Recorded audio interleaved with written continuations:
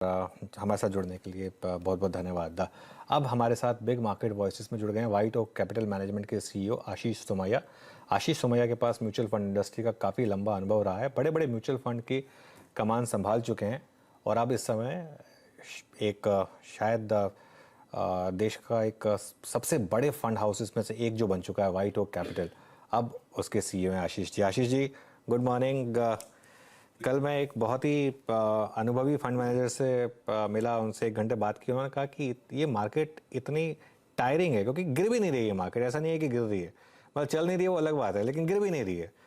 तो एटलीस्ट कुछ मतलब ये हो जाए कि कुछ चलो करेक्शन खत्म हो रही है। टाइम वाइज ज़बरदस्त करेक्शन इस मार्केट में, आपकी अप्रोच क्या रहेगी अब? नहीं, मैं अनुज सर बिल्कुल अग्री करता हूँ। इनफैक्ट मैंने कहीं पे बताया था कि एक बिल्कुल थकाने वाला मार्केट है। क्योंकि लोग क्या होता है कि अगर मार्केट में तेजी हो या मंदी हो तब भी लोग इससे एंगेज रहते हैं और इंटरेस्टेड रहते हैं।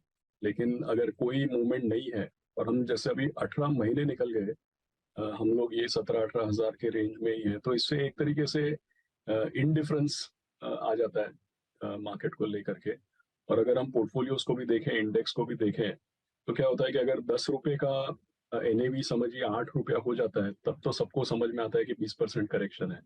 लेकिन पिछले 18 महीनों में फर्ज कीजिए कि 10 का एनएवी 10 है, मार्केट सेम रेंज में है, लेकिन अगर आप ईपीएस के अनुसार देखें तो 20% करेक्शन है। हमारे जैसे पोर्टफोलियोज जो ईपीएस और पीई मल्टीपल के बजाय asset light free cash flow देखते हैं, तो 35 से 40% का करेक्शन है, प्योरली अगर आप टाइम करेक्शन या वैल्यू करेक्शन देखें तो।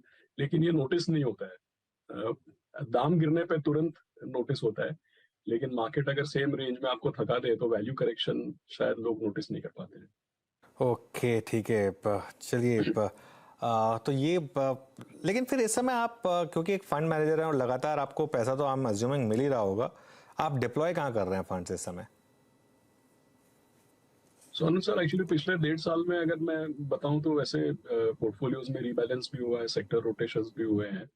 तो अगर आप देखें पिछले 1 से 1.5 साल में 2022 के मिडिल में शायद बैंकिंग का वेटेज बढ़ाया गया। उसके बाद क्योंकि हम लोग ज़्यादा ग्लोबल कमोडिटीज और मैक्रो लिंक सेक्टर्स में इन्वेस्ट नहीं करते हैं, लेकिन डेफिनेटली एक तरीके से केपेक्स रिकवरी के को ध्यान में रखते हुए इंडस्ट्रियल्स का वेटेज भी बढ़ाया गया। तो पिछले 1 आध साल की अगर मैं बात करूं तो इंडस्ट्रियल्स का वेटेज बढ़ा है कुछ एक्सटेंड तक।